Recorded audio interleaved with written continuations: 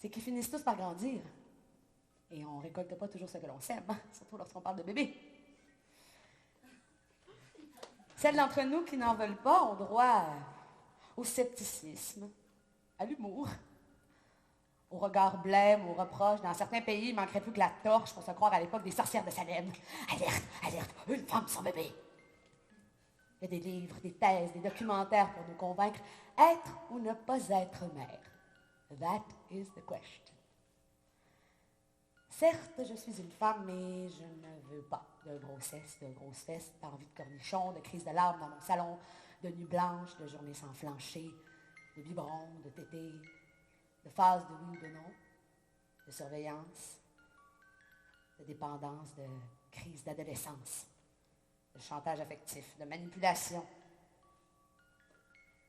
Je ne veux pas vivre le sentiment de culpabilité, la peur de l'avoir mal éduqué, vivre ma vie à travers lui comme j'aurais voulu qu'elle soit, tenter d'en faire une meilleure copie de moi. Trop d'amour, pas assez d'attention, de la haine dans le regard de mon propre enfant.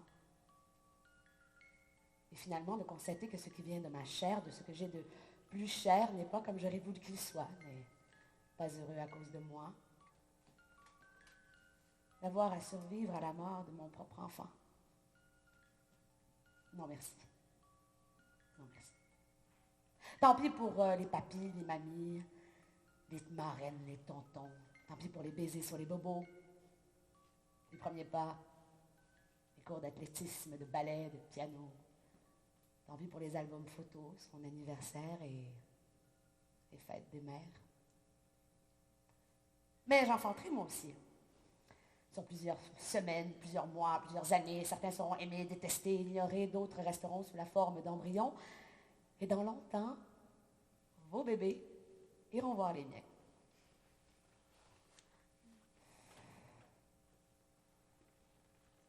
Ben, chacun sa création.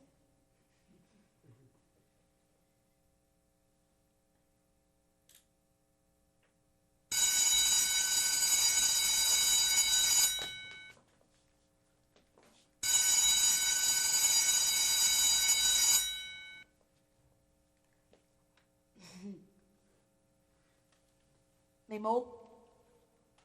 Mes mots. Avez-vous vu mes mots? Ils sont où?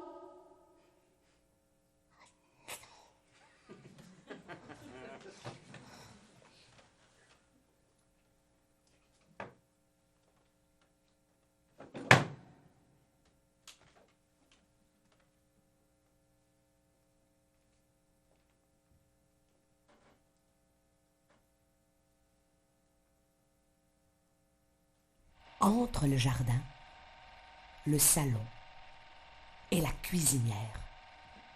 Soudain, c'est la petite vie casanière. Oh non! Mes mots sont devenus mots au foyer. Grâce à une bourse qui les a grassement choyés, assis sur leur laurier, ne sentant plus le besoin de s'émanciper, ils ont décidé de prendre une retraite anticipée. Ils se sont achetés une cabane au bord de l'eau, loin de la plèbe, se prenant pour Émilie Bordelot dans Les Filles de Caleb. Enfin, nous sommes seuls, Lucille. Oui. Tu te souviens de ce que je t'avais dit? Que nous allions fêter ton anniversaire, seuls, toi et moi. Oui. Je suis très amoureux de toi, Lucille. Moi aussi. Et je t'aime, Mathias. On va aller chercher ça, ces mots-là.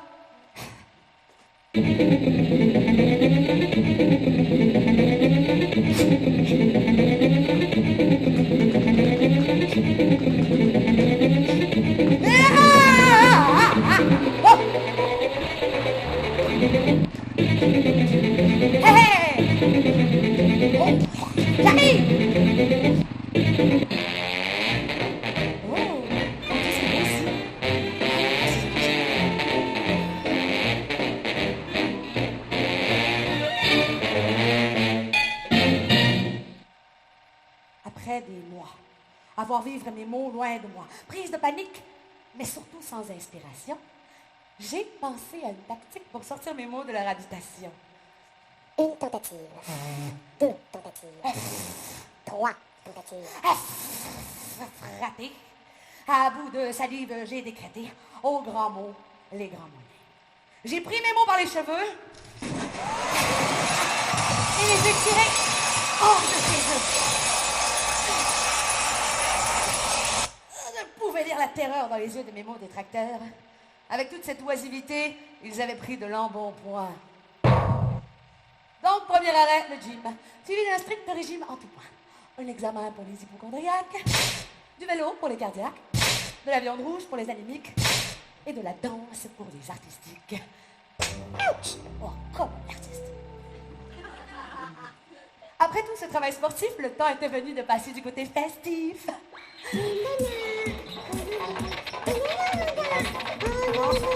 On descend de la voie. Non, là, c'est à votre car. Mais la vie urbaine ne leur étant plus familière, voilà qu'avec à peine quelques vers, mes mots s'assortissent de travers.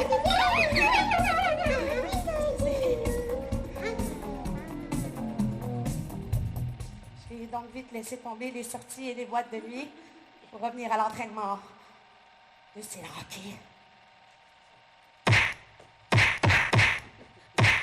Pécherel!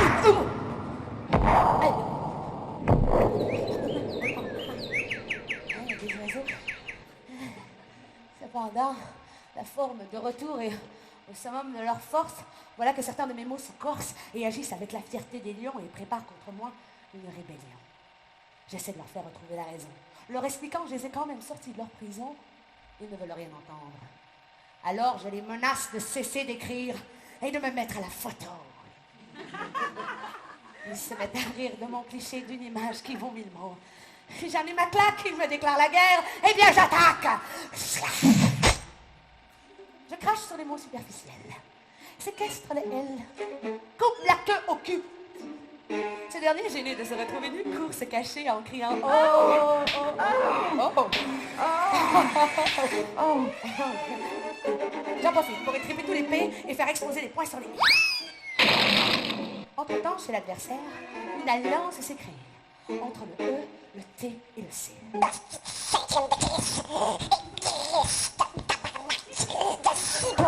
Mes mots ensemble, un trio gagnant. Ça y est, voilà qu'une marque des points. Ah, que je suis prise dans un coin. On me frappe de traits d'union. Point d'exclamation. Ah, ok. Croyant ainsi m'avoir mis KO, mes mots triviaux repartent. Mais dans leur dos, je sors ma dernière carte. Embête, le dictionnaire.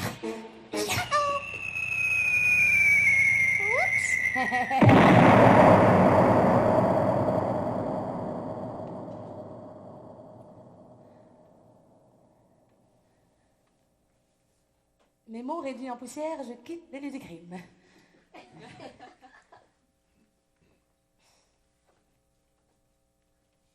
Fier. Il ne faut jamais prendre ces mots pour acquis, car même les plus fidèles peuvent devenir des impies.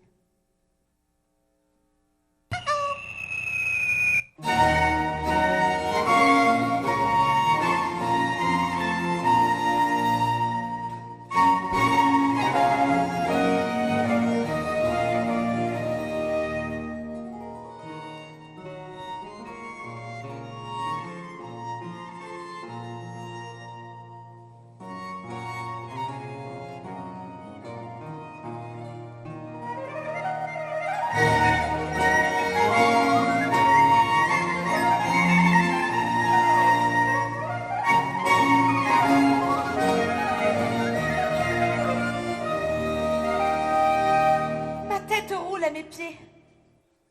Je me suis une fois de plus guillotinée avec ma propre lame, lamentable à larmoyer devant l'amour. Pourtant, il vient souvent cogner à ma porte, mais il reste dans l'entrée. Pas question qu'il enlève ses souliers et qu'il se mette à son aise. Il reste là, doux et contemplatif. Mon plancher est fait de braise. Il brûlera pour ce geste fautif. Donc je l'observe et rêve. Je rêve de ce moment après les aveux, quand enfin s'achève le jeu, le moment où l'on est amoureux de la vie à deux. Je rêve de vivre ce concept, d'être avec la personne, seulement cette personne, sinon ça cloche. Quand l'amour ose s'approcher, pour conjurer le sort qui sur moi s'est abattu et rendre mon rêve une réalité, il prend la peau d'un ange tout de blanc vêtu. Ma naïveté alors ressort et j'écoute ses louanges. S'il s'approche un peu trop, cet acte fatidique provoque la colère des dieux. La foudre descend des cieux. Adieu l'amoureux, j'abdique de lui, dicte la sortie, c'est un classique, je suis passé maître dans l'art du... Je te quitte. L'histoire se répète, à l'oracle je cède, je prends la poudre d'escampette vers le premier, je me sauve, clube, m'aide, sourde aux insultes des hommes qui fustigent, à la recherche de mon cœur, que dis-je? Ces vestiges. Où se trouve l'antidote, le remède? J'injure le ciel, j'appelle à l'aide. Rien. Détrompez-vous. Je ne suis pas une menthe religieuse qui dévore les âmes pieuses pour se nourrir, non. Je suis une amoureuse qui ne peut le vivre. Une chocolatière allergique aux noix. Une infirmière que le sang foudroie. Une pianiste sans ses 10 doigts. Une cantatrice qui perd la voix. J'entends déjà vos belles paroles suivies de métaphores, que l'amour est plus fort, qu'il vainquera de tout, que ces Grecs sont fous ainsi que leur divinité, qu'aucun sort ne m'a été jeté. Je sens déjà vos mains qui me cajolent et consolent, mon corps qui s'affole, mais désolé. J'ai tout donné. Après ce moment de répit, mon exil en sursis, de retour sur mon île, ma tête fragilement recollée, je devrais faire face à la simple vérité. Je ne peux qu'aimer l'idée d'aimer. Je suis une amoureuse sans rôle, sans histoire, vivant de celle qui me frôle en exutoire. L'amour est un cadeau que vous seul pouvez déballer. Moi et plusieurs de mes amis faisons partie de celles qui ne gardent que le papier.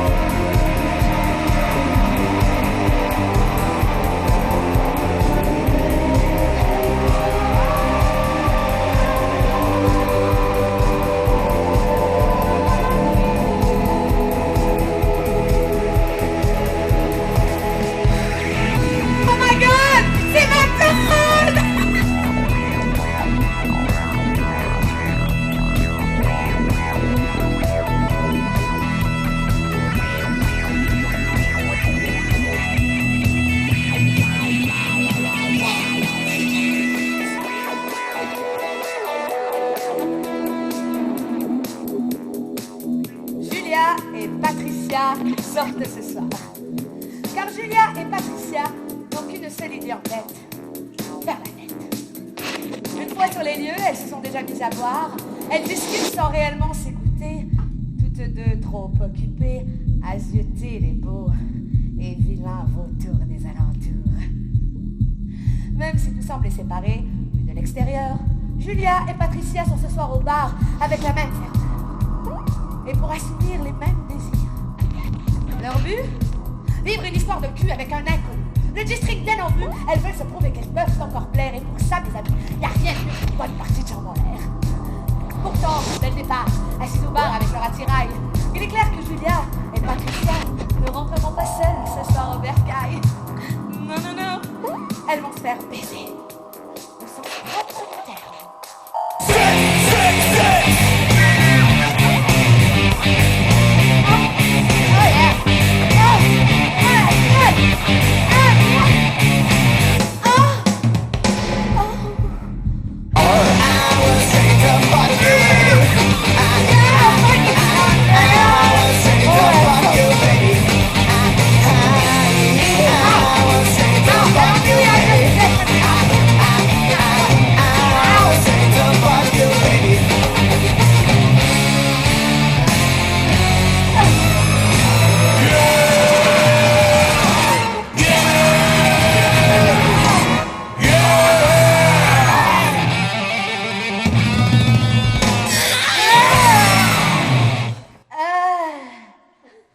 Oh my God. Oh non. Oh. C'est tellement bon qu'on a pété une ampoule. Oh. Oh. Oh. Eh oh. Oh non. Oh. Mais dans quelques heures, avec le goût amer du sperme de leur partenaire de nuit, et parce qu'ils auront bêtement cru rencontrer l'homme de leur vie, Julia et Patricia auront compris à leurs dépens le sens figuré de se faire baiser.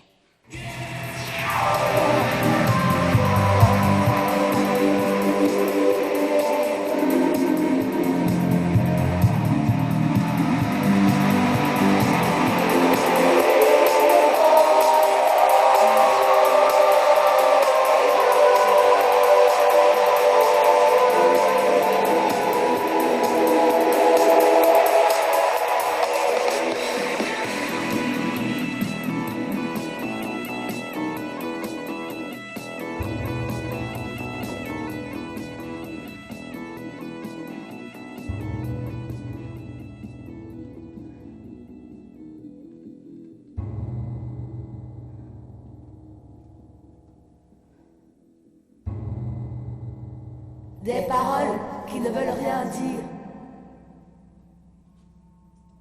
Pour couvrir un silence insoutenable. Il est plus facile de rire que de faire face à l'inconcevable. De prendre la poudre d'escampette. De rester superficiel. D'éviter les prises de tête. D'en vouloir au ciel pour notre manque de courage, de se déresponsabiliser de ses actes, agir